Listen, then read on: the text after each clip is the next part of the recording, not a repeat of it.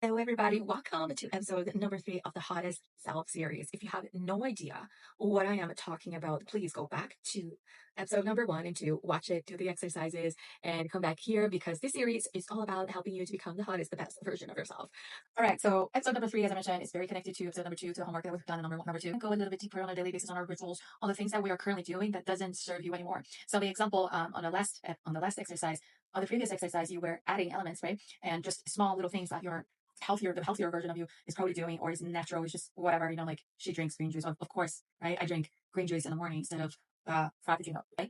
So these things, right? But now we're looking at the habits, our current habits, our current decisions that are not aligned with version. And I want you to, and this is the most critical thing, we really want to be very mindful with how you're judging yourself. This is not an exercise that you're going to be looking at yourself and saying, okay, that's why I'm not there. And I want you to understand that this has nothing to do with self-judgment, with, looking at your habits and saying that's, and making it mean something bad about yourself. It's just a decision. You understand that there's nothing bad or wrong with the current self. You're just seriously getting the results, right? So today we're gonna go and start paying attention to our current habits, our current decisions. So don't think we're talking about habits all the time now, and I really want you to see it as a decision, as a micro decision. So habits are an expression of my identity, expression of my self-image. I take 2 showers a day, and I because I'm really just okay. But I wake up. What I do, I work out. I like to work out. I like to go to the gym. I don't go to the gym to I don't know do Zumba. I am a gym girl, right? Like all of these habits are just a reflection of my identity. So we're gonna be a little bit more clear now that you have a clear idea. You have a desire, right? You have this like, oh, I want to be that. I want to experience that health. I want to experience that body, that sense of empowerment, self-love,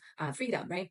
And that body. And then also now you are implementing some of the elements of this version, healthier, sexier, hotter version of yourself in your house, in your environment, in your right. So you have some of these elements. It doesn't need to be crazy. You don't need to go all in. This is not about being all in. I want you to understand when you start something, the way you start something is the result you're gonna get, right? It's how you're gonna end it. So if you start going all in, like buying, as I said before, like I know the gear, getting all in, I'm gonna do 2 hours of cardio, I'm gonna lose 5 pounds of weight, I am going to buy only plant-based food, you're gonna crash. You're gonna crash 3 weeks, and you're not gonna be able to keep it because you haven't changed your self-image, and also you can't sustain that. If you wake up today and you wake up with someone else's body, let's just think, I don't know, a lot of girls today they want to look like Kendall Jenner, because she's that athletic, skinny, athletic but skinny kind of look. But let's just say today you wake up like with Kendall Jenner or a misaligned bikini body, whatever it is, or a model that you really admire. Can you hold that frequency? I'm not talking about the news. Can you hold that physique? Can you hold that body? You can't, because you're gonna get so much attention, right? Not to say you don't get attention, but you're gonna get more attention. You're gonna get to more. Right? So you can't sustain the habits of that version. Maybe this girl is dieting like a crazy person, right? Anyway, so look into our current habits and really reassess, right? What is serving me and what is not. For example, so your current micro decisions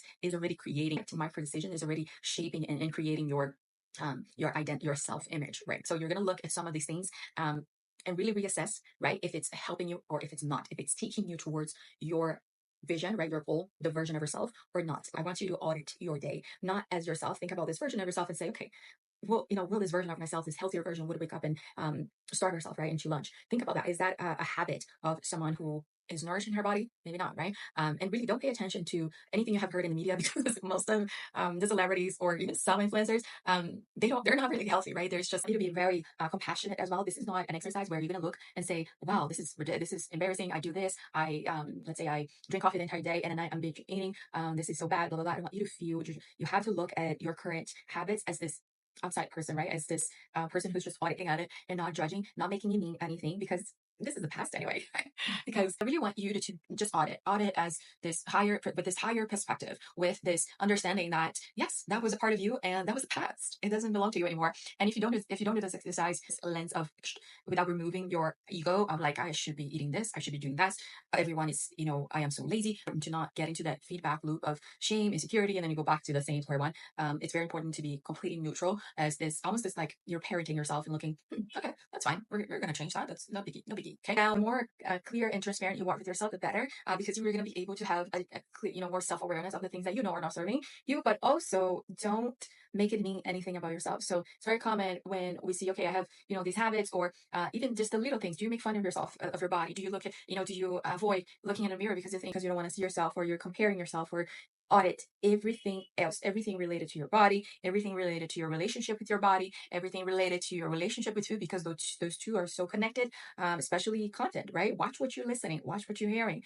This is so important. You can even think as this higher version of yourself who is saying, let me see what is aligned. right? Let me see what is aligned, what is not. All of your micro decisions that you know are not serving you, right? And ask yourself, why am I doing this? How can I improve this? How can I change this? So, for example, if you notice that after you get home from work or you work from home, but if you're very tired, you don't want to go to the gym and you often procrastinate, and then, it's just more time that you waste and sometimes you even miss it because of it. Think about ways that you can romanticize your, walks to the gym or maybe going earlier. A lot of cardio, I save the podcasts that I want to listen. In my cardio, I don't listen to anything when I'm training, but I love to listen to podcasts all the time. And I save the favorite episodes of the things that I'm really curious to learn or to listen in my cardio because this is very good to do a lot of cardio. So just a tip.